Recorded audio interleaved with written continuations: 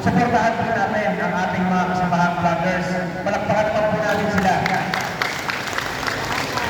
Alam nyo, isang bagay nakatangi-tangi sa organisasyon ng hakbang na maisu. Kumpara sa ibang grupo, taas noo, sasabihin po namin ito na may pagmamalaki at ang mukha namin ay nakaharap sa inyo. Hindi po kami bayan. Palakpakan natin ang mga vloggers.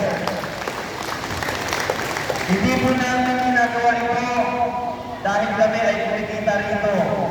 Hindi po namin ginagawa ito dahil may mga taong nasa likod namin na nagtutulak at nagpupundo para gawin ang bagay na ito.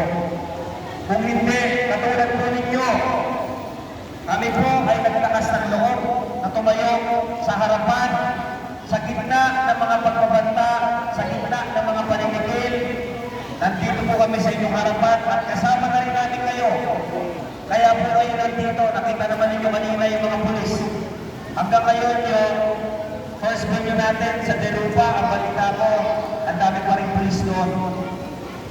Bakit napapahala ang gobyerno sa mga mamamayan na nagbigay ng mandato upang gawin ang kanilang trabaho at hindi tayo pagnakawan? Ngayon nandito tayo, nagtitipon, nagkakaisa, nagnanais na ipahayag ang ating mga damdamin at pakikiisa sa dating Pangulo Nabasarin na nagbalik lumapang yung tubig. Kahit nakakaputi. ng ating integridad, nagbalik ng tiwala ng taong bayan sa gobyerno. No? Ito tayo, sinusupit, inigipit.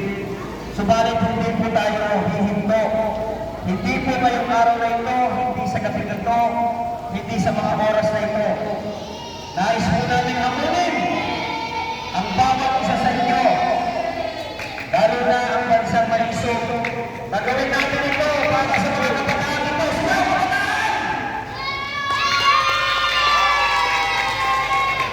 Ang mga batang paslit na walang gawa,